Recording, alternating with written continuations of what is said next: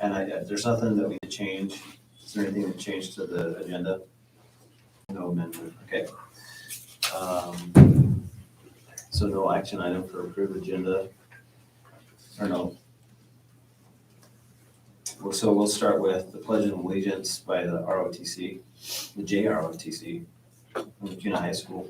Thanks for coming. Forward, march. Color guard. Halt. Right face. Present. Arms. I pledge allegiance to the flag of the United States of America and to the republic for which it stands, one nation, under God, indivisible, with liberty and justice for all. Order. Arms. Left face. Forward. March.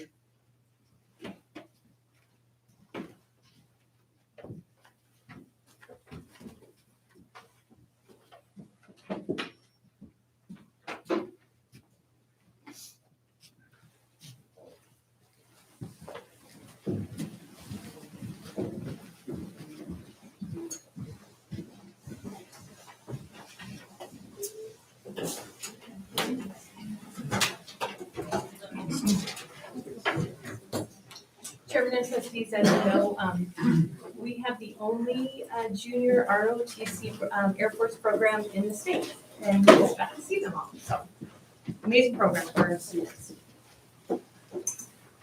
So we're gonna move some business ahead for the trustee oath of office for trustee Nixon and trustee Bruce. My family was in the cut, so. So, but that's okay. I'll just tell him. Husband's here. Oh, there he is. Okay, he made it, yeah. Now you can start. Yeah. Now you can start. Do you want me to? I can start with Kirsty. That's fine. That's fine. And, well, my son was gonna come, but I'm fine with that. It'll be okay. So, By doing that,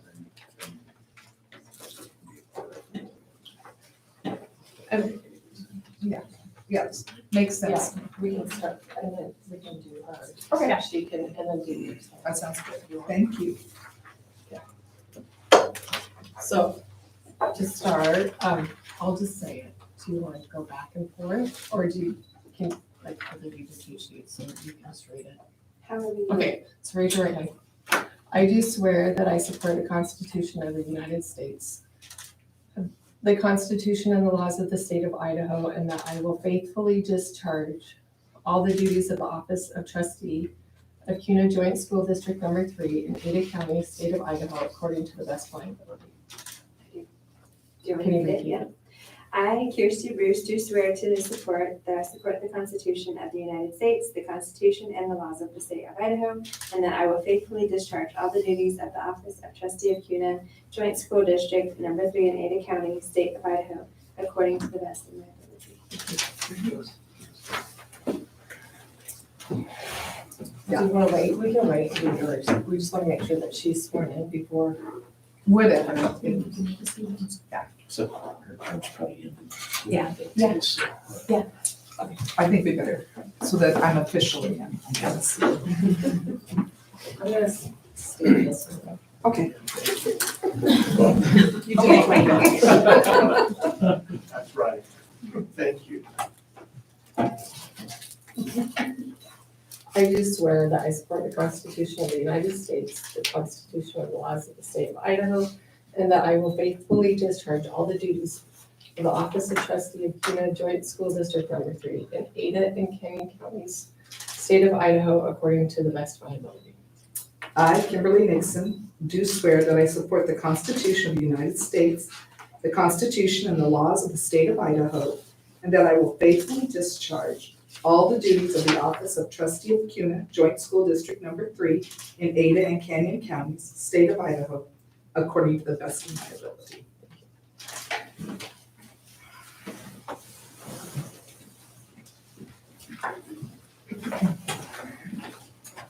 Well, welcome on board. Thanks, Carolissa. So moving on to the communications and celebrations, we got some ISBA awards.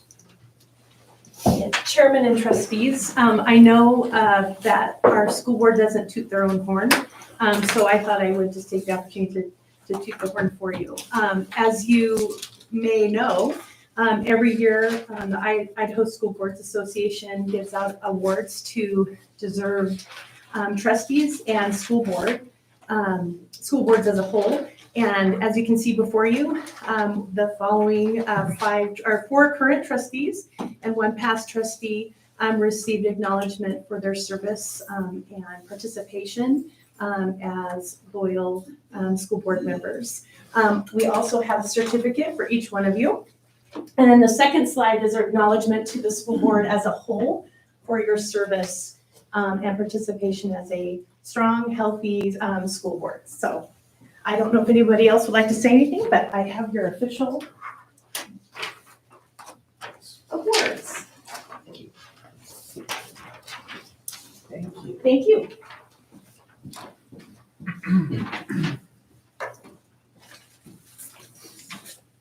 Thank you. So moving on to the Marquis Wolf Ross Award. This one Gabe. I may have had to lie to a certain person. Very similar to the Idaho High School Sports Association does their awards too towards the end of the year.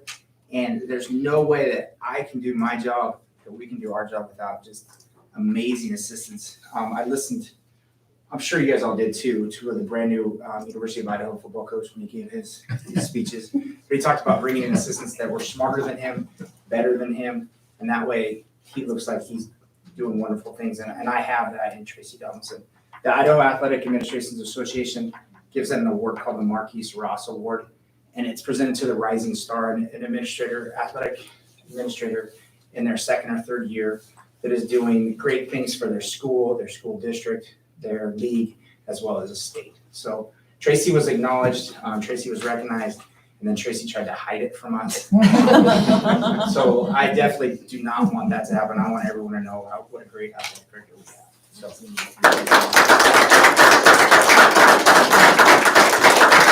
He's gonna give a little speech.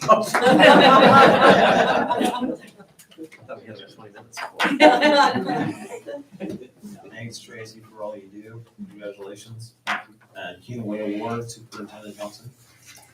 Chairman and trustees. Just to remind everybody that's in attendance, we started the Kuna Award quite a while ago, and then COVID hit and we kind of postponed some of this. And so we wanted to make sure under Vice Chair's Thomas's direction that we brought this back. And one of the wonderful things that we get to do is acknowledge really great people that help us be successful to help children.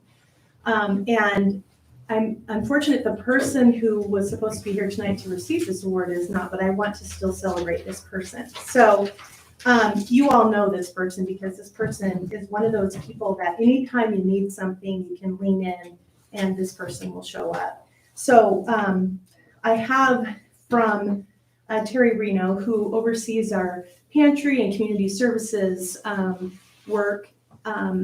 She and her team, along with support from many of the area churches, put together over 300,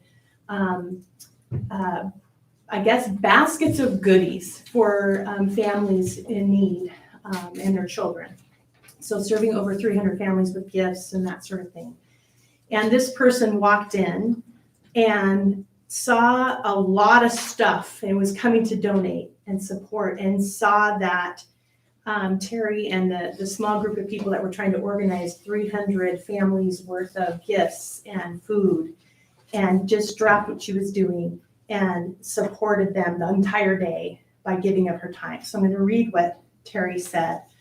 As we know, COVID has made it hard to have traditions continue. Just when it seems like the pandemic has taken much from us, people like Marcy Durant show up and remind us there is still so much good in the world. Marcy, our nominee this month, met with Jeff Harry and came up with a brilliant idea.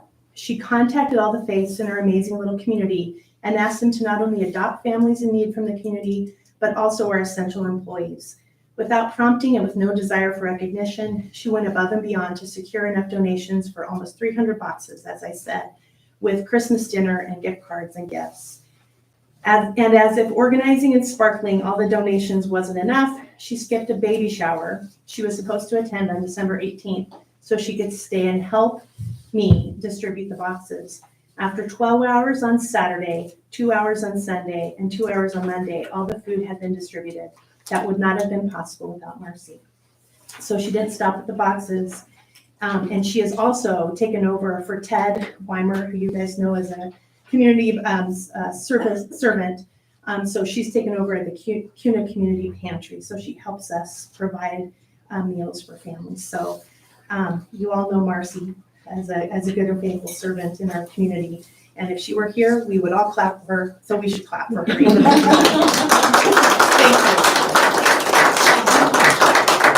In addition to the amazing Marcy Durant, she would totally die, as you guys know, if she was here. So we'll send her the video. We also have some other very important recognition.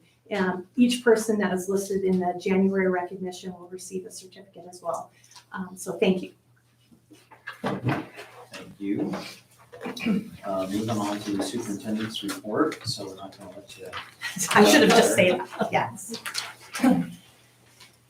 Chairman and trustees, as you know, the last couple of board meetings, we've reported to you the status of helping our children who were impacted academically by the pandemic.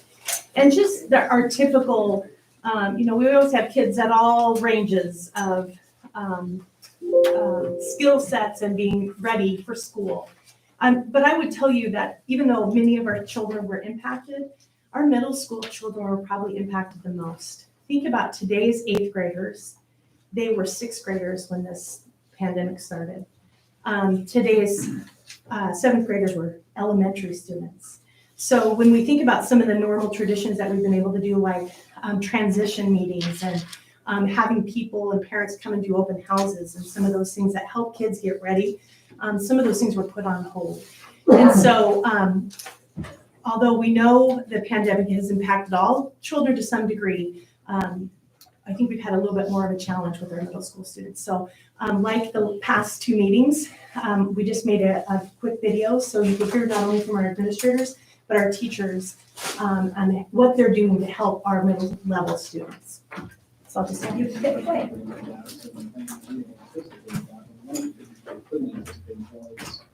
How do you literally how to be a student? We really had to develop a plan to address that need, so that we could see truly what kids were. So WIN stands for what I need. So we still are operating under standard-based grading. A lot of us do mastery instruction where if students haven't mastered a skill, we don't want them to move on until they've mastered that, because we see the benefit in them being successful by seeing that mastery. So with the WIN time, what that allows us to do as a team, and it is a lot of work, but it allows us during the week to figure out what students need to be retaught. There's been times I've actually had to teach math because we have so many kids that there was one skill that they really got stuck on. So our math teacher, Mrs. Ward, said, hey, I need help. Same for myself, if I need the kids to work on some writing, I might ask my colleagues to help me out. So what we do as a team, and every team is a little different on how they make it work for their students, but we set it up with 30-minute blocks, 2 blocks of 30 minutes, so that students can get, let's say one student might need to be retaught how to divide fractions. And so they might spend 30 minutes with their math teacher, Mrs. Ward, for 30 minutes, but then they might come see me then for 30 minutes to work on paragraph writing or whatever that skill is. Or maybe they were just absent and they need to retake a test. So STAR is the assessment tool that we use. District-wide, we do 3 checkpoints for the year. We do a fall, a winter, and a spring. And that's mandatory for both buildings all year long. But teachers have the autonomy to use it as many times in between as they want. And so a lot of our teachers do that, the math and the ELA teachers use that on a monthly basis just to monitor progress with kids. And so they can see that if all of a sudden a kid starts, if their data starts going and falling back down, that they can identify that sooner than waiting for 3 months to do the next benchmark. And being able to use those ESSER funds to bring that in and build it across both the middle schools just is going to do nothing but help our students be more successful and help us track them even more and get them the interventions they need or the extensions that they need. As a teacher, I can go into the reports and I can not only look at their scores, but it can actually give me the strands of learning skills that I need to maybe focus on for that specific student. So STAR is an online platform that students can go to. They take a benchmark. It's about 30 questions long. Just kind of gets a breakdown of where they are performing in their skills. It does different subcategories. So as a teacher, I can go in and see all my students who've tested, and I can see exactly where they're struggling, whether it's in geometry and they're doing fine in algebra or wherever. That way we can target our instruction to where the biggest need is. Teachers have used the data a lot, and it kind of helps us put students in groups or helps us run small groups. It's really helped students, I believe, kind of know where they are and what they need to do to overcome those deficits as well. The STAR test just gives us that indication and sometimes that validation that kids are growing and the kids get excited.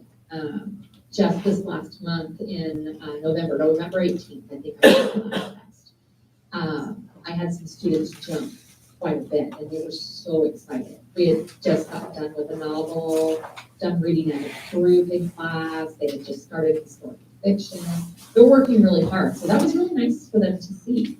And then the kids that maybe stayed the same or dropped, we asked some questions. One of our biggest shifts that we've made this year to meet the needs of kids is we went from a pull-out model to a push-in model. Going to a push-in model, those kids stay in those core content models and the professionals go to them in the classroom and give the assistance to them in the classroom. So we have a team of 4 that goes in, that has a regular daily rotation that they go into classrooms and they work with kids. And it's all kids. It could be our resource kids, it can be gen ed kids, it's anybody that needs help in those classes. It's been huge, our interventionist and, that we're using within that team. She's on that team of 4.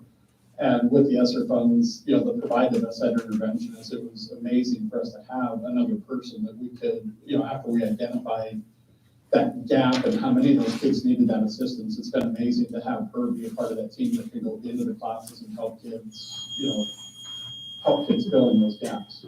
So I really love having a second teacher in there working with the students and just knowing that their needs are going to be addressed quicker. But I also really love that we explain things differently, right? So some students might not be understanding something that I get and she explains it to them and vice versa. I've got another class too that I've got a group more of extended resource students that are in my class. And so I have an extended resource teacher that comes in and is part of my class. And then she knows, like right now we're working on some stuff called proportional relationships, right? And so she takes what I'm teaching and she does some small group with them to try to help them understand some of that basic understanding so that they are getting some of that grade level content, but even though that they might be performing much lower, but still kind of understanding the idea of what's happening in class. I like the push in just because everybody's on the same page, right? Regardless of where you are, you're getting the same content. You're hearing explanations from peers that have a better understanding, and that helps those that are struggling. So there's a lot of value behind the push-in model. There's challenges though when, like for me, I've taught 8th grade math for enough years that I've got that down pretty good, right? And so luckily, it's a good thing for me because I'm happy to spend so much more time trying to differentiate. And right, in teaching math, I've always had to differentiate, right? That's not a new thing. It's not a new thing for teachers in general, let alone math teachers. But it's at an entirely new level, right? And finding, actually, it's not just IEP kids, I mean, we're dealing with, the last year and a half of learning regression, right? That it's really not, my students aren't where they normally are, right? And, but just finding that time to meet the needs of every student because they are such a larger spectrum of where they are mathematically. That's been a really huge challenge. And not that I'm not able to find those things or I'm not able to differentiate, but just the time that it takes. And then also, again, good thing I have that second person because then trying to have that in different types of levels or groups within one class as one teacher. I don't sit down, let me put it that way. So as you know from now, 3 presentations on what we're doing to close that gap, and also how we're using our ESSER funds, our federal funds. You can see how hard our teachers and paraprofessionals and educational specialists, administrators are working to help our students. So thank you. Thanks. Okay, so moving right along to the school board outreach, community meetings, Director Westphal. Trustees, hi. Update for you. So we're in November, trustees came forward with different ideas about how to engage the community. We sent our first newsletter out the next month and we identified some options. We're gonna talk about each of those tonight. So this was your first newsletter that went out the Monday after the school board meeting. And these are screenshots of how many visitors engaged in your newsletter. Down here just shows you how many were delivered out to the community through Blackboard. So here we had 1,344 delivered, 46 that weren't delivered either by text or email. And you can see there were 1,202 visitors. And so across here, this, Trustee Johnson, this would be your zone. But it really, I need to spice mine up a little. No, but it did tell us, and certainly in the rezoning, we'll have more residents in your zone, but probably not parents.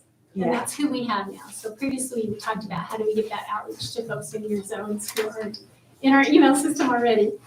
So, and if you ever want to, we can drill down and see how much time they spent looking at it, what did they click, those sorts of things. But this was our first start. In total, it was a little over 4,000, I think, for our district. So we can build on that.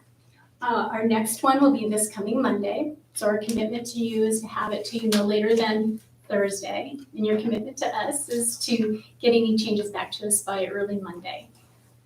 We'll get those done and we'll get them sent out. We'll go on to the next one, which I'll turn over to the superintendent.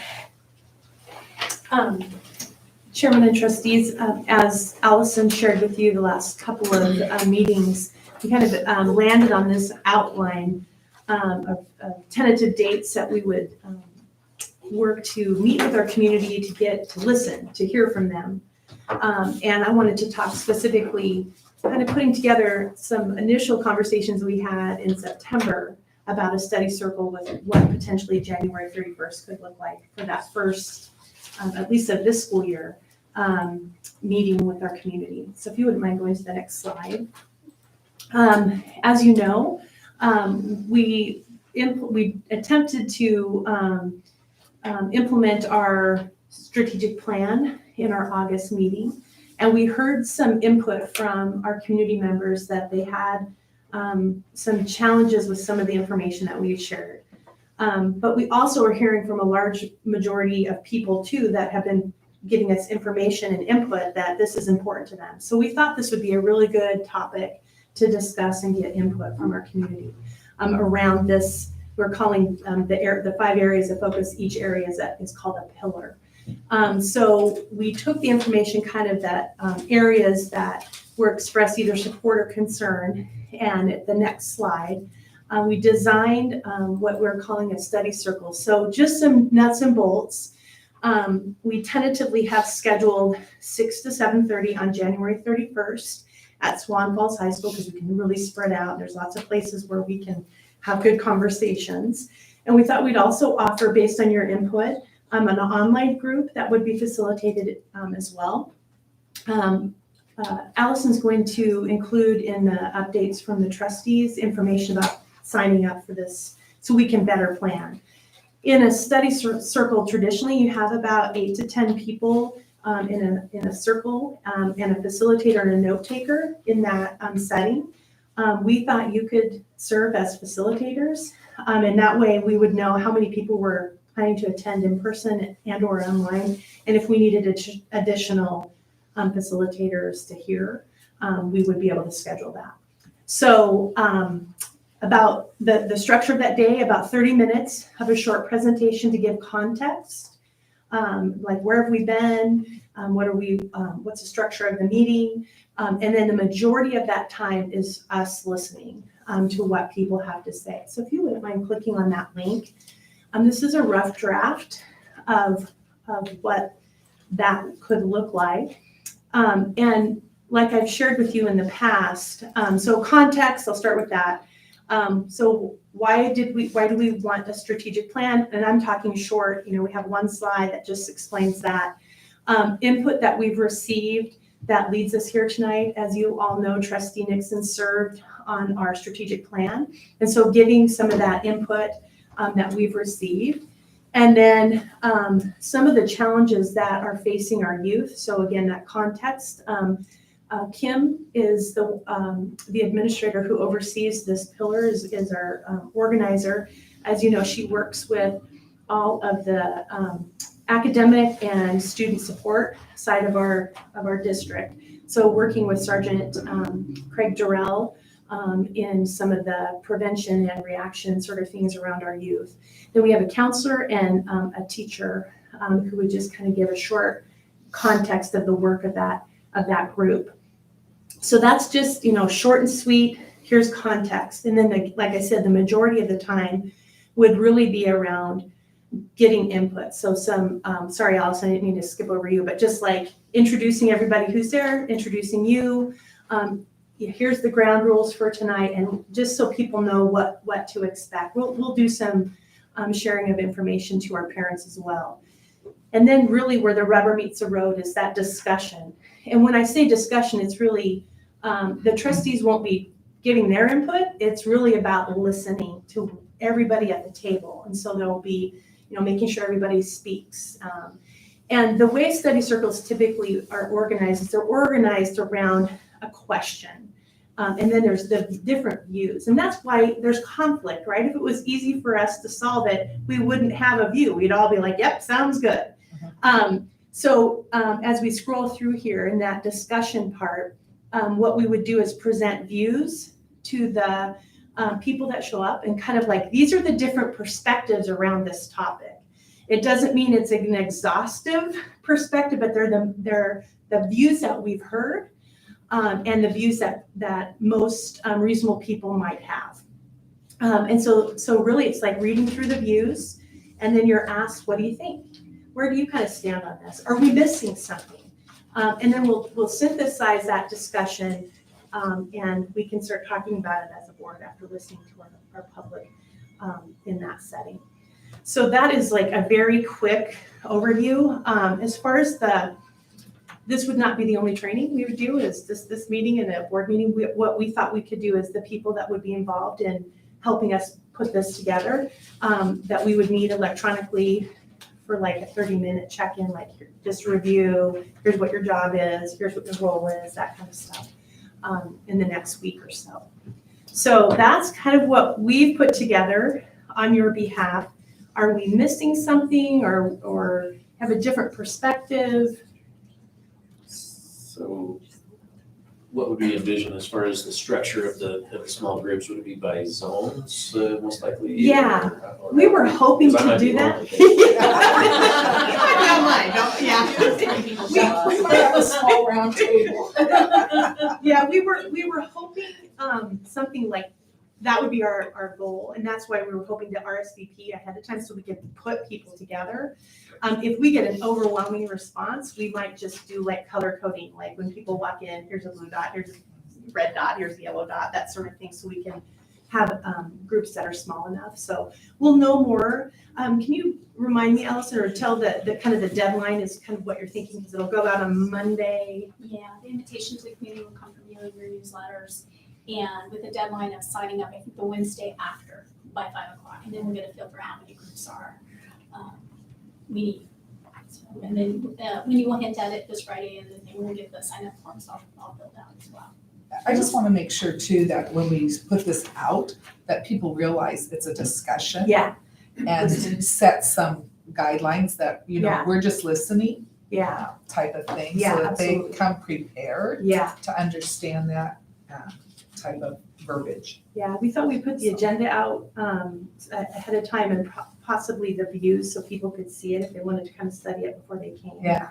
Because sometimes you get it and you need a minute to digest it, Yeah, before sure. you start And talking. I do like the way we're doing our agenda now with this is what the meeting should look like, so Yeah. people know. And kind of that same. Yeah, thing, absolutely. Because sometimes people are gonna come thinking that we're gonna tell them what we think, and we're really just taking information Yeah. in to make a good decision for our Absolutely. district or kids. Absolutely. Just something along that line, so. Perfect. So we can make sure that's on the agenda, like kind of the protocols and the meetings. Yeah, Is that what type you're of thing, saying? that's what Okay. I'd like to see, so that people are aware. Yeah. And they don't have false ideas. Yeah. Type of thing. Absolutely. That's my thoughts. One thing that we might do too, I just thought of this, at the end of the session is we might even take a poll real quick of what would be the next topic we might talk Sure. about, or is it better to have an open session, something like that, so we can draw that from our, I like what attending. we're starting with. I'd like to know it, because I've been on this committee for over 4 years. Yeah. So this wasn't just something that came up, it's something we've worked on a lot. yeah, So I want to hear what people have to Yeah. think about that. So I like what we're starting. thank you. Allison, will it also go out on the social media? Because some of us don't have our newsletters read very often. No fingers on that one. Trustees, Well, I was the second lowest. We did want to limit it to patrons in your district, because this is a topic of interest all across the state.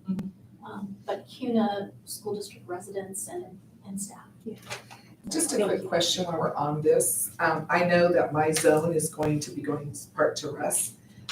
So when that occurs, how will that all look? And is that something our constituents need to know, that they might be switching zones? I know we're waiting for the Idaho State Board. Yeah. I understand that, Yeah. but maybe something put in about that too, since we're talking about this, because I know that he's getting all my county, it looks like, if things go according to plan. Yeah.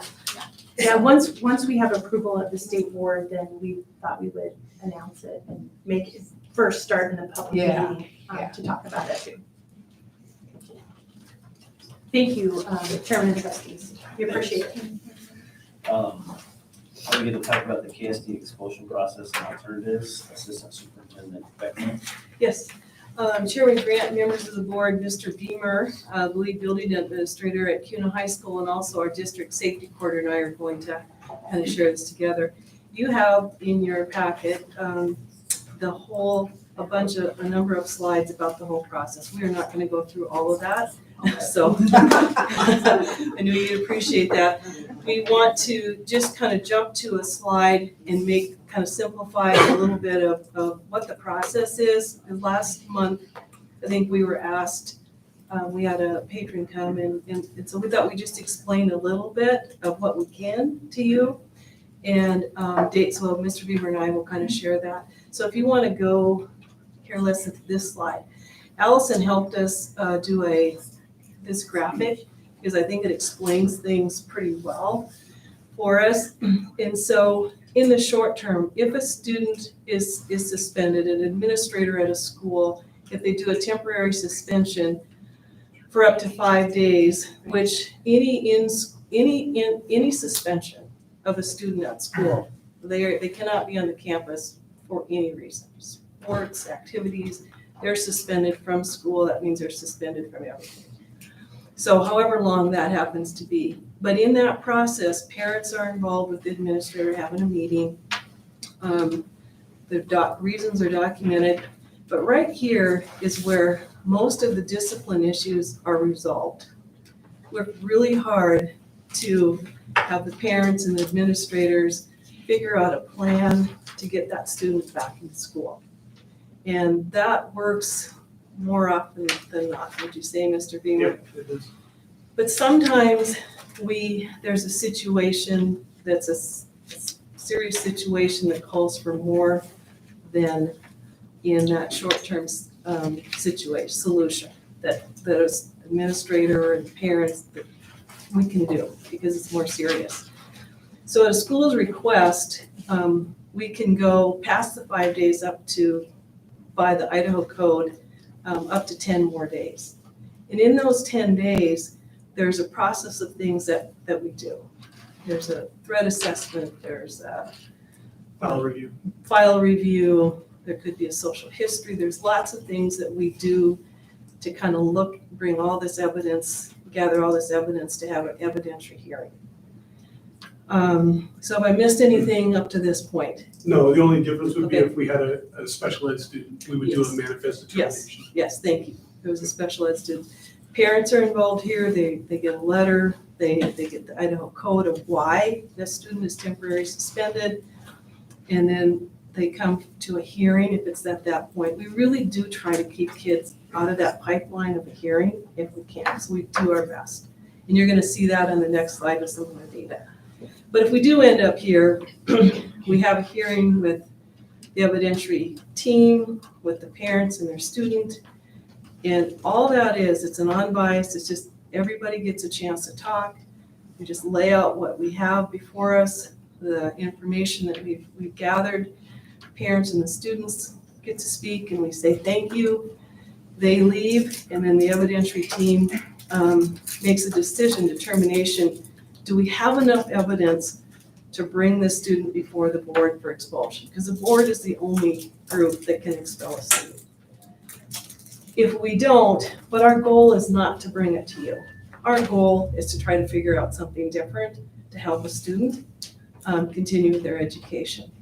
And so that is what we really work on to do that in lieu of expulsion. And every case is different. Every case is different of what we bring back to the parents. And there's a letter that I send out, the finding letter, and it will be a contract, some kind of a contract. And there's no two alike that I know, it just depends on the situation. But we also have to think about the safety of the school as well as what's best for the student. How can we help keep them in our line of sight, continue their education, but also make sure our school is safe. And so those are the things that probably Mr. Beamer and I and the teams, whoever they are, but we're consistent on that, but the teams could be different because of the middle school, something happened with the middle school or high school or Swan Falls. So those are the things that we consider. And if you want to go to the next slide, if you look at this, in the past 15 years, the board has had 3 expulsions. The last one was 4 years ago, if you remember that. But the parents were they were in agreement on that one, so that was pretty easy. But the last 2 years, and we were reminded today of some of this was COVID, but we only had 2 evidentiary hearings. The concern that we have this year is that from September to December, we've had 6. We had 6 hearings. And we know that a lot of that is from COVID, just the behaviors, just lots of things. And the hearings that we've had are different than things we've ever dealt with. And for it to come to us, they're pretty serious. But there are also things, again, very different. And we really want to be able to help kids, but also keep our campus safe.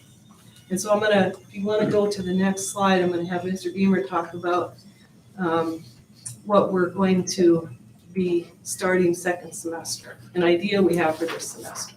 So this brings us to what we want to start with the Kinesthetic Diversion program, which this would be an alternative to expulsion. It'd be a placement for these students where they do their 4 core classes online. We provide their education to them online. That way we can, get the students their education. We're not just turning them loose in the community. We can keep tabs on them. We're going to get them back regardless because we can only expel up to 1 year, 365 days. So this would be just an alternative to that. They get their 4 cores. We'd be using our teachers. We'd stipend our teachers to do this work. They get about 20 hours of work a week. And then, So this is where we're starting. This will give us a good alternative. It moves the expulsion. And I think it'd work great for everybody. And it will help in just knowing some of the things, a couple of cases that we have coming. This will be a really good alternative for us. We also have, we had a grant, we received $10,000. It was for, just lost the name of it. Our Wednesday and Thursday, Vector Solutions. Or redirect. Yeah, it's kind of, but we have this grant as a library of videos that, for vaping and smoking and all those kinds of things. And so we have Brittany Durrell, who's one of our social work interns on all we could do was 2 days a week. So it's over at the middle school. And so we have kids that maybe have been caught with vaping or whatever, you know, some of the, I don't want to say smaller, I don't want to minimize those things at all. But they're with Brittany for 2 days out of the week during that suspension time. And she goes through the different video that pertains to them. And then they do some follow-up and talking about redirecting behavior, things like that. This is more of a 5 days a week, a bigger program for kids that we don't want to bring forward for expulsion. One thing we did get, it was good out of COVID, is we learned how to instruct students online, so we can use what we have in place already to instruct these kids going through school. Mr. Beamer, would you mind giving some context? Because when we talk about this population of students, how many kids do we usually deal with maybe atypical behaviors? Maybe 7% of our kids out of 1,850 we have in high school. It's a small group of kids. Thank you for reminding us about that. It is a small group, but like we talk about, if we're gonna put our kids, my own children are in a school, I wanna make sure that we're doing everything we can to help a child, but also keep our school safe. And so those things are in our mind too, in making sure that we can, if we can redirect a kid and get them back turned around and keep them in school and getting their core classes and connected to us, I mean, that's what we really want to do. We don't want to bring them to the board. And so we do everything we can to avoid it. So just so that I'm clear, we have specific teachers that are going to do this? And is that on top of teaching all day long? So Yeah, it'd be just like an extracurricular activity, be on their overtime. Okay. We do have teachers I that just worry about currently work. burnout. Yeah. Yeah, it wouldn't be a have to, it would be an elected option, because we do have quite a few teachers that teach on the side for IDLA, and this way they would just work for And us. so it's not like a 90-minute thing, or it's a smaller, it's under the direction of Dave, so they'll figure out the time slots. But you're right, I mean, we have teachers after school going to teach IDLA, and so if they can work Night with school, them. we have teachers teaching night We school. have teaching, Okay, I heard yeah. a statistic just at one of my Yeah. meetings the last bit that 20% of our teachers in the Yeah. state are thinking about leaving the profession because it's so Yeah. stressful right now. So I really am concerned about that. Yeah, we get that, and so, but Mr. Beamer, we asked first to see if there were teachers interested, so we could go forward, and I think he's been able, you know. They want to do it. So that's kind of it, that's all we wanted to share basically, is kind of like, and you can see the whole process of how we go through, you know, a hearing and everything else. We didn't feel like we needed to share that, we just kind of wanted to say, really for the most part, in that short term, we really do try to work hard to get those kids, keep them in school if we can, on a tight leash of a contract or something, so they don't have to go into the pipeline of an evidentiary hearing, because if they break that contract, then they gotta come here. We just don't wanna do that. We don't have to. Any questions? Thank you. Yeah, thank you. Thank you, Mr. Beamer. Okay, the budget update. Ms. Feather. Chairman Grant, trustees. So hopefully some good news in here. So a little refresher. This is related to the November presentation we had where I shared some of our concerns we were going to share with our legislators. And this is the same presentation with one extra slide at the end. So thank you, Lisa. So at that time, we were not sure where we stand with all the decisions-making process that's happening right now. We were not sure were we gonna be funded based on the attendance. And if so, will we have to protect other districts? Will we have to share our funds? Or are we going to be funded based on enrollment? And is it a true increase or is it a trade-off? It seems like there is always something's gotta give. So is it like really a neutral trade until we wait until things get settled next year? Or are we going to be funded on enrollment and there is no trading or any cuts anywhere else, like a true increase, like all districts should be really funded? So we were hoping that by January, we will have some data. We knew that we're not gonna have all the information because the decisions are being made right now. So as of today, with the data that we have, what we do know, we're going to be funded based on enrollment. So the first column just goes away. So what we do not know, is it a trade-off? Because the stabilization fund is still on hold, or is it a trade-off? Are they going to decrease some other source of income? Or is it a true increase? So that's what we know. So what we know right now, we're between these two columns. So, and I know it's a wide range, but I call it good or better. So I always put this like, better, but we're somewhere in the middle. So it's still good news. So I'm really excited. So hopefully, and that's already considering the fact that we did not apply for the emergency levy and we used our savings. So we started with 15%, the decision was made to use savings instead. So worst case scenario, we will land where our long-term planning was on 9% or even better. So hopefully it will be a healthy balance for good decision making for next year. So, and if you have any questions, if you would like to review how I estimated our enrollment, revenue, expenses, I'll be happy to spend some time with you. Thank you. Okay, so on to the consent agenda. Is there anything in there that we need to pull out? Yes, we do need to pull out the personnel report. Okay, we have a motion. I'll make a motion that we approve the consent agenda minus the personnel report. There's a second. I will second it. All in favor? Aye. Aye. Aye. Okay, motion carries. Thank you. Do we have any delegates over there? Yeah.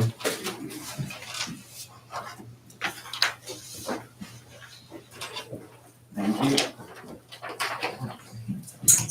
Okay, so just so everybody knows, when you sign up as a delegate, we're giving you about 3 minutes. There won't be any decisions made today at the meeting, but Rick Workman, want to talk about the. Yeah, sorry, I didn't understand that I was going to speak. I thought I was just signing in, so. Okay. Well, welcome. Yeah. That's short, 3 minutes. Perfect. Good job. Good job. Glad to have you. Okay, so moving on to unfinished business, with the joint meeting with the Kuna City Council in March, Superintendent Johnson. Chairman and trustees, at our last meeting, it was mentioned, Dave Reinhardt mentioned that the city council was interested in meeting with the school board. I met with the mayor, that was just yesterday, and we kind of brainstormed some possible topics for that meeting, but one of the things that he requested is he wants some time, and the council would like some time that's not on a Tuesday, because either we're meeting or they're meeting, but time possibly in March for us to just get together, maybe an hour or so. Some of the topics that we discussed was talking about growth, because that's kind of our big topic, that we share concerns, both the council and the board. Maybe talking about some of the areas where we actually leverage our resources to better serve our taxpayers, and then maybe some areas where we can continue to improve. And then I offered the idea of talking about our mutual strategic plan concern, which is helping our community with quality preschool as another option. So maybe hearing from our community committee that's needing to help address that need in our community. So we have two big decisions.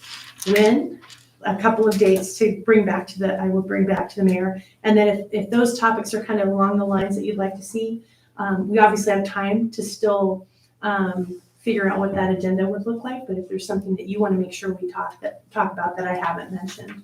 I'm wondering about a bond that might be coming up. Okay. For the new, to add on to high school is, I don't know if that's something, but Yeah, maybe sure. something, I don't know how you guys feel about it, something we can discuss and take a look at together as two boards, maybe what they want to see kind of that look like. What Sure. we need it to look like. I We don't know. will What do have, you guys think? depending on when we meet, we should have had 3 meetings with our capital plan. Trustee Johnson serves as the board representative in that Yeah. work. I don't know. I mean, I think that'd be a good thing to have on the agenda also. We need their support. Perfect. And by the way, while I'm talking, I just want to say thank you to Superintendent Reinhardt for the community development tracker. I really enjoy looking at that to see where the developments are coming in our consent agenda, in our agenda. So thank you for your time. Thank you, trustee. Is there a date or dates that work? I'm looking, I'm good with all of those dates that Okay. you have there, right now. Okay. So the sooner we get it and get it on our Exactly. calendar, the sooner it gets Exactly. reserved for this.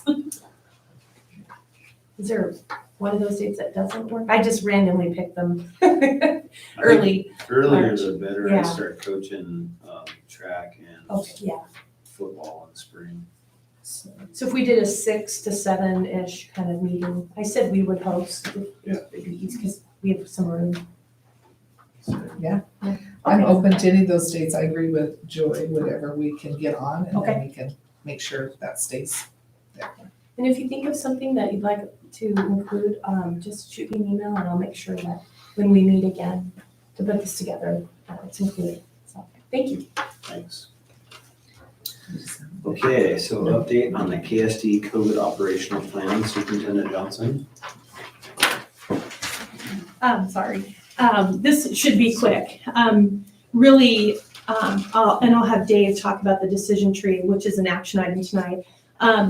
Just to follow up with our testing, our COVID testing, as you know, we received a grant. And the goal of that grant, for us anyway, was to work to keep kids in school, keep staff at work. Because we'd heard from so many parents frustrated with the 10-day quarantines and my kids, just been exposed, but they're not positive. All these things that we ourselves have been frustrated with. So we have a fabulous local person who we hired to do the testing, and this data isn't current as of today. It's as of last Thursday. So we had tested over 240 people, staff and students. Of those 240 kids or 240 people, 12 were positive. And if you think about what that means for us, that means 228 people, students and staff, were able to stay at school and stay at work. So we're really, really grateful to have received that grant. And it's helping us achieve the goals of keeping people safe, keeping people at work and at school. So something to celebrate there. And then the decision tree, we just have a quick change, and that's an action item, and Dave said he would explain it. Chairman Grant, honorable trustees, I work closely with Nurse Jordan and our testing coordinator, Tammy Howard, to think through the decision tree in light of the CDC changes. We were at 10 days of isolation if one was diagnosed with COVID. As you may or may not know, CDC came out and said 5 with required masks after that. Students were coming back. We wanted to wait and see where that all settled out. Students were coming back with notes from their doctor that they could come back after 5, but wear a mask. We can't manage that kind of like any of that. So I met with them to say, what can we live with? And essentially 2 things changed from the last decision tree. One is we took one whole slide out. The middle slide was a slide that's talked about exposure at school. I think Nurse Jordan would recognize it. We've moved from a stage of trying to stop the spread to manage the spread, and as we're all living within society now. So we took that slide out and just said exposure is exposure to COVID. And so we have a symptom tree and an exposure tree. The other major change is we try to find a way to make those CDC recommendations livable. So while we still recommend 10 days, we've said if you want to come back after 5, come to work or come to school. Where CDC would say you must wear a mask, we said if you can pass a test, if you can pass a COVID test, which we offer for free now, as Superintendent Johnson mentioned, then you can come back. That seems to be working. The testing is very active. I think we're going to need to hire somebody to assist her so we have more time slots available. And so we left language in there like we still recommend, and we recommend masks, but we don't require them. There's no way to sort that all out. And so CDH, Central District Health, they're still, I would say they're still kind of rigidly kind of at 5 days mask or 10 days. And I told them, I said, we simply can't manage that.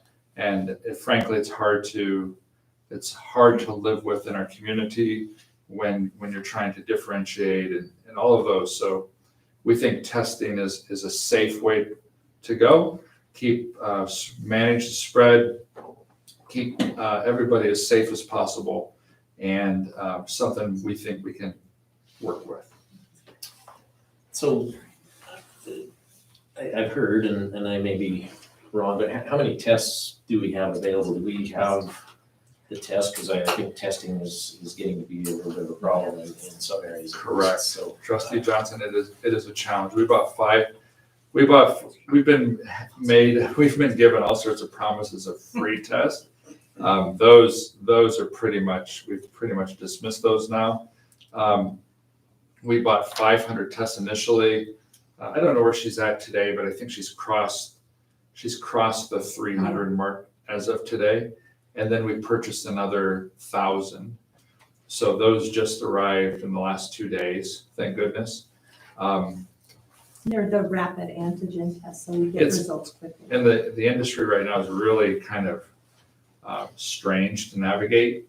We've been able to negotiate a price of $9 per test.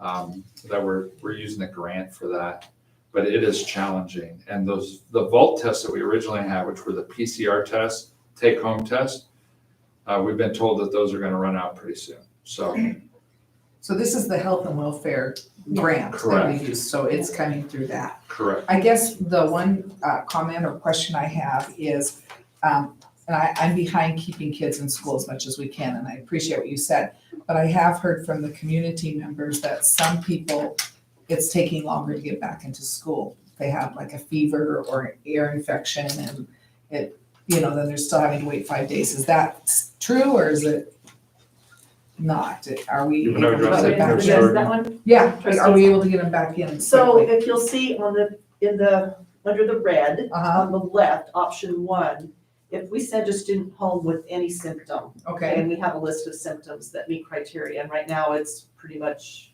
everything. If they have a negative test and their symptoms resolve, or they're fever-free for 24 hours without medication, they can return. Okay.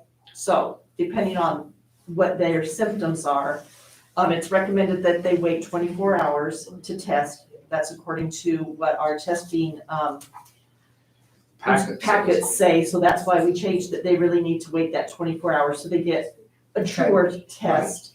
And then if they have those symptoms, they can test. If they're negative and their symptoms are resolving, we want them back in school. If their symptoms aren't resolving, stay home a little bit longer, which has been our illness policy for years. That's For a long time, Yeah, that's not before COVID. Yes, that we request, to keep kids out when they're ill. Okay. And I get it, I mean, it's hard to tell, is it cold, allergies, or COVID? I mean, I Yeah. get all of that. Or all of And I'm sorry that you're put in this position, but I just wanna make sure that we are getting those kids back in as quick as we can. And it's working, that's what I wanna make Yeah, sure. and that's why we went ahead and added the testing. You know, we're one of just a handful of districts that decided Yeah. to do it, so. Well, and we're one of the Yeah. handful of districts who have the grant, so Yeah. thank you for Yeah. applying for that. Oh, it's the team. Okay, that was my question, concern. Follow up. So I guess the only other thing is, it looks like CDH uses the term of highly encouraged, your testing at day 5 is highly encouraged. And I don't know if that's because they're worried there won't be enough tests to go around or what. It's a challenge in the situation is, community. but we're thinking we're okay with requiring it because we have enough tests, so we're not putting a burden on anybody else. Is that Yeah. is that fair? And I just was, got another connection to some other tests that we will have to buy in, but we'd be using the grant for that, from another source. Dave and I probably haven't had a chance to talk about it, but we're hoping that, when I say hoping, right now we have 1,200 tests. But we're trying to keep that number high, especially as we have heard from Central District Health and other health experts that this new strain is going to just kind of, I hate to use this term, kind of burn through our population. And so we're gonna probably need a lot of tests. Yeah, hopefully it'll be Quick. burned quick. Yeah, that's what we've been told. I mean, who knows at this point, but yeah, I appreciate your concern because that is also our concern. We don't want to cause more frustration to a already frustrated situation. Do we have a motion to adopt the new CDC's guidelines for COVID return to school? I make a motion that we adopt the new COVID operational plan, the decision tree that's been created for us. Any discussion? Second. I don't agree with it. Yeah. Did I get a second to this? I was waiting for some discussion, but yeah, do we have a second? Did you want to talk about anything? No. Okay. It's okay.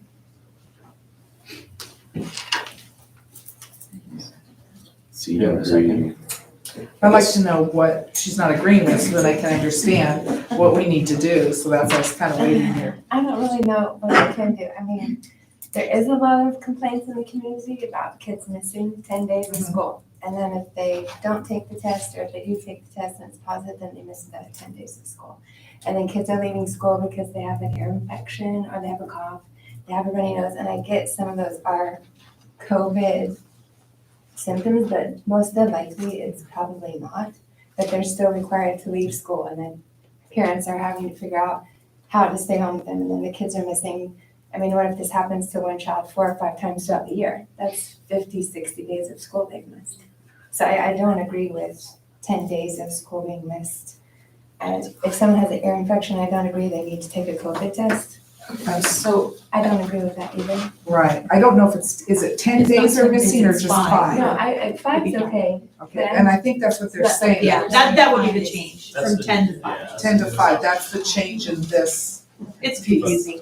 It So is the new adoption would be 5 days, they could come back with a negative COVID test. Right. And within 24, It's if they're positive.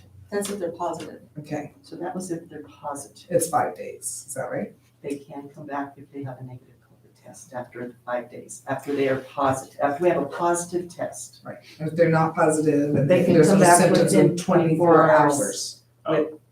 That So was that's my the difference. understanding that you It's said. only a Test. positive. No. So I think that slide is kind of important. We understand exactly what we're talking about. So so my son just, when he missed school on Monday, he gets croup every once in a while. And now that he's getting older, it's like for like a day. Yeah. But from my understanding, if we don't get him a COVID test, he can't go back for 5 days. Is that not true? with this adopted plan? The If- 24. What's that? He can go back within 24 Yeah. hours, If he has a negative test. Has a negative. but he still has to have a negative. Or a doctor's, A doctor's a different diagnosis. Yeah. A We have differential that. diagnosis. Because that was my concern too, people with ear infections, strep, whatever, they shouldn't have to COVID test to go back to school. And usually there's a doctor's note with some of those kiddos with that diagnosis, yeah. Because doctors are also trying to figure all of this out too, yeah. And you've received doctor's notes? Yes, yes, we've had students that tested positive for strep, and the doctors said, you know, this is what it is, and then we have to follow those protocols, because there are protocols with strep. And that's not ours, that's the American Academy of Pediatrics that puts a lot of those things out. So. Yeah. So Because what- we don't want to spread any infection, regardless of what it is, so kids can stay in school. So I guess another question, how close are we to being in red? We are in red, We are in red. yeah, we've been in red. That's just community spread, Community. because the community spread is Yeah. so high. So my question is, where do you get the city positive number? Where does that come from? That's from Central District Health, they provide us with that, so, yeah. Yeah, they used to have it out on their website, you could see each city's level, but they stopped putting that out, so every week I ask for an update from them, and they send it through an email. And that's even in Q, just Q. Just CUNA. Because we had a slide where the percentage was extremely low. There have been, in the past, it depends, from week to week, sometimes there is a low number of cases, of positive cases, but they look at it starting the Sunday of each week and give the numbers to us every week. So by I report that every week, every 2 weeks to the community, but you can go on our website and see that every day. So we're actually, as we update this, we're making it easier for kids to stay in school. Yes, Is that what I'm yeah. hearing? Because our old policy was 10 days, And so we're, that's really what now we're we're asking. saying Yeah. this is going to be easier for kids to be in school, and that's what we want. That's what we want. That's what we wanted all along. Yes. So how do you help staff and administration understand if a parent says their child is sick, not to ask a gazillion questions and tell them they have to stay out of school? Like, how do you put a procedure in place so that doesn't happen? We do have a procedure in place, and our nurses and health professionals are trained on that. So if someone's not following that procedure, do they need to be reported, or does the parent need to tell The someone? parent can talk to an administrator if they don't believe we're following our procedure. Ms. Jordan, just for clarity, if I may. If a parent, if a student leaves and has a symptom and we're in red and they call and tell you, it's nasal congestion or they get a headache, periodically, what do you do with that? Do you ask them for a note from the doctor to return, or is it a mandatory quarantine currently? It's case by case basis a lot. We look at what parents have put on their history form that we get yearly. So if students have chronic headaches or, conditions like migraines or different things like that, we look at those different things on a case by case basis. Also, it depends on what age the student is. Little ones don't get headaches very often. So if we have a student that comes in with a headache and some other symptom presentations, then we're a little more concerned that maybe it's something more than just like our high school students that maybe didn't get enough sleep or some other things. So we do use a lot of our history that we get from parents, and that we rely on our parents to give us that history to make some of these decisions. We do a lot of times, it's a case by case basis, but yes, if we do have students with symptoms, we do want to send them home because they're not feeling well. They're not able to learn usually when they're not feeling well. And then right now, because we are in red, we have used the 10 days because that's what they are, but they're certainly welcome to get tested, come back sooner, see their doctor, bring a doctor's note. But we have quite a few that choose not to do that and are just doing the 10 days. So it is a parent choice. Does that answer your question?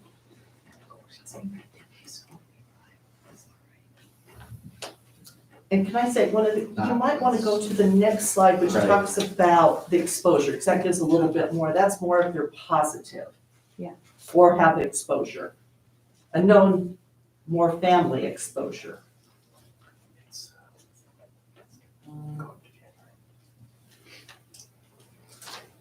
So they still can come home if they've been exposed back to school after 5 days with a negative COVID test. Correct, correct.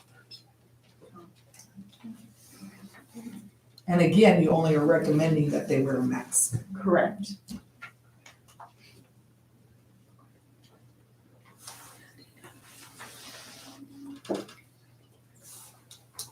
But at this point, vaccinated and unvaccinated are still spreading equally with all the data that you find. So why is one getting a different treatment than the other? I think that it should be the same all around, regardless of your vaccination status.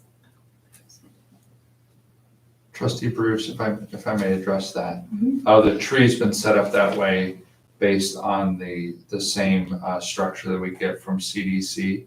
So we really try to follow the recommendation of the healthcare professionals that advise us. And as a local body, we're trying to use that as a structure, and then we try to adapt it to our local use so that we can manage it here locally. So it's set up in that way. In fact, the CDC is more strict about that because they wanted us to adopt a policy that said if they're fully vaccinated only within 6 months and have Or booster. and have a booster shot. And so we kind of backed off that and said, okay, we'll keep this basic structure, but we're not going to get into the particulars about when they had their vaccination and if they had their booster or they didn't, or what kind of vaccination it was. So that's the decision that we've had all along. And it really is just that structure that's been recommended to us by the healthcare professionals. And that's the why.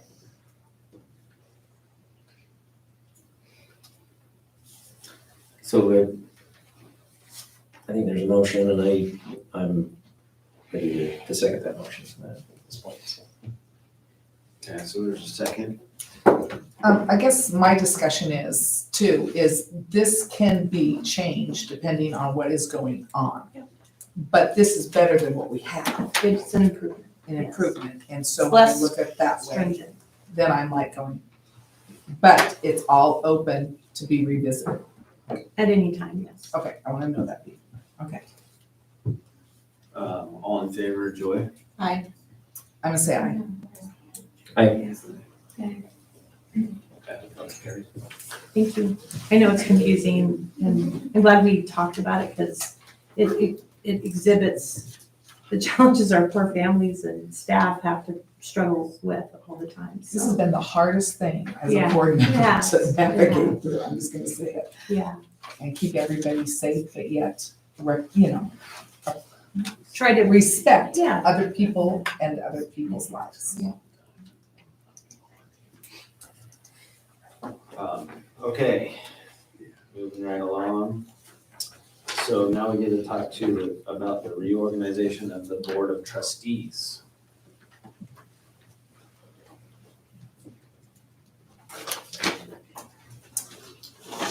Not all of them. It's all on Jeff.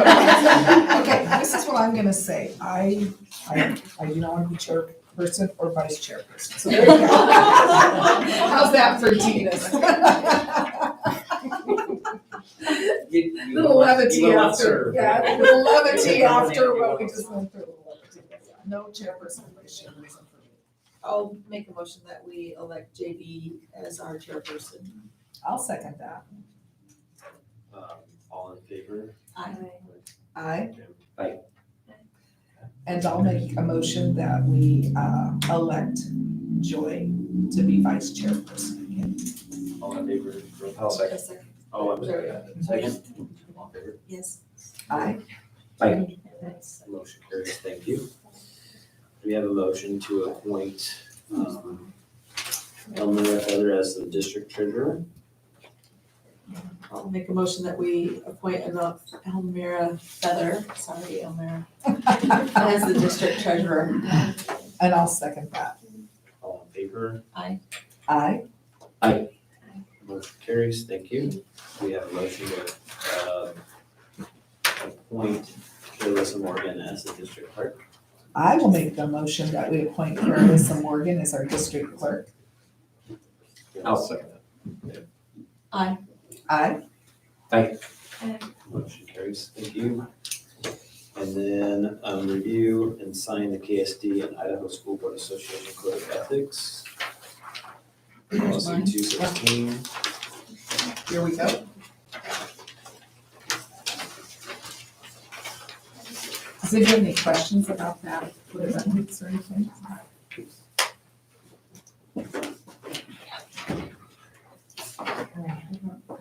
I don't either, yeah. Can we just put that on file with the notes from the meeting, so minutes for them? Okay. So moving right along here. School board meeting resolution, establish a monthly regular school board meeting dates, time, locations for the 2022 second Tuesday of each month at 6:30 PM, be held at Kuna School District Office Conference Room, and address is 711 East Porter Street. Any discussion with that? Do you guys like the time? Do you want to move the time back? What do you think? We like the time, it's just that it It needs says to be 2022 Yeah. instead of 2021. I missed that earlier. We can make that in a motion. Okay. Correct that. I did say that when I said 2022. You did. Even the governor's office messes up on the date. This morning we had to send something back to the governor to be changed to 2022, so. I'm just glad we don't write checks anymore, because I used to make mistakes all the time. Took me a few months to get 2022 down. Do we have a motion? I'll make a motion that we establish the monthly regular school board meeting dates, time, and location for 2022 being the second Tuesday of each month at 6:30 PM to be held at the Kuna Joint School District Office Conference Room, 711 East Porter Street. Do we have a second? I'll second that. All in favor? Aye. Aye. Motion carries. Thank you. Okay, so moving on to designation of public places for posting the notices, the school district office, the district website, district Facebook. Additional locations, if open to the public, is the post office, Kuna City Hall, and Kuna Community Library. Do we have a motion? I'll make a motion that the designation of public places for posting the notices of the school board meetings be at the school district office, the district website, the district Facebook, and if it's open to the public, the Kuna post office, the Kuna City Hall, and the Kuna Community Library. Do we have a second? I'll second. On favor, Troy? Aye. Kim? Aye. Okay, motion carries. Thank you. So the first reading, the revised policy 418. Assistant Superintendent Reinhardt. Chairman Grant, honorable trustees, will be myself and our fantastic HR team will be reviewing all of our HR policies in the months ahead. We'll keep a couple in front of you probably. This particular policy has undergone a pretty significant revision to include the insertion of the policy on gifts as well. So this policy is really intended to capture any situation that might find an employee in a conflict of interest. So it begins with cleaning up language that makes it consistent with Idaho law in terms of whether or not an employee can ever contract with somebody in their family for goods and services within the district. And there are exceptions to it. I mean, it'd be one thing to say it can't happen, but Idaho law does provide for exceptions, and this outlines those exceptions. The second thing this policy does is insert policy 405. So next meeting, I'll be recommending that we strike that policy as 405 and just insert it here. There is one thing we want to clean up here, and that's in the red when it talks about gifts. Our lawyer recommended a $500 limit. So if they win an award, Teacher of the Year, and they get $500, they could keep it by this policy. We want to do something with the language that probably makes that less restrictive. So some of those awards could be $1,000, $2,000, and they're really not, it's not really our money, it's their money, they earned it. So we're gonna clean up that language for the second reading, either to take out the limit or to rephrase it. And then the final piece of it is in conflicting relationships. This is a policy we've never had written down, but it's something that we live and practice. Basically, it says that a person cannot supervise their spouse or somebody they're dating, somebody they're in a relationship with. They can't make decisions about their money. They can't make decisions about the structure of their job. So it separates those things out and just delineates those. And we live by that, but this puts it into words as recommended by our attorney. So this is the first reading of policy 418, conflicting relationships. I would like to see something done with the money amount as a teacher, if you receive something. I think that shouldn't be our decision. Yeah. On how much you get, so. And I think we will certainly do that. We have an example. Boise State has I can't remember what they call it, but it's something like an influence, a teacher who influenced me to become a teacher, kind of an award, and I think it's like $1,000 or something like that. So we didn't want to prevent an employee from getting something like that when it's not our money to get. No. So. And it had no conflict of interest. It was an influence, it was a positive thing. Thank you, I'm happy to make that change. Okay, have a motion? I'll make a motion that we approve the first reading of revised policy 418. We got a second? I'll second with the changes, I guess. Well, this is just the first Oh, reading. The so- changes will come in the Oh, second, first, or okay. we'll have a chance to. I'll second. Okay, all in favor, Joy? Aye. Russ? Aye. Aye. Motion carries. Okay, first reading of revised policy 444, Assistant Superintendent Reinhardt. Chairman Grant, honorable trustees, this literally just is, we had very old language. We had different contract categories. This should have been updated many years ago. It just has not been, but it is, we are updating it with current Idaho law and current Idaho contract practice, by which we designate four types of contracts. And so this is literally just straight from Idaho law through our attorney into our policy. We at the very end, the only change we made is our delivery method. We could have just crossed out a bunch of language, but instead we struck all of our old language and just inserted new that includes delivering contracts by electronically. So on my copy here, can you go all the way down? Yeah, there's some language I think that got carried over there. It says page 504. and I Oh, think what? that's Yeah. So that just needs to be deleted. On I the think, top. so. Oh. There, yeah. And it probably will change, that number will change, like when. No, but there's some Distract. references there that I don't think should probably be there. I think it's Oh, just okay. got left in there. Okay. As we were doing it. Look at that. thank you. Okay, do we have a motion?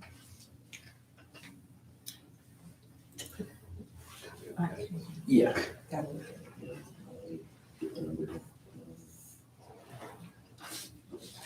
So I'll move that we approve the first reading of policy 444. We have a second? I'll second.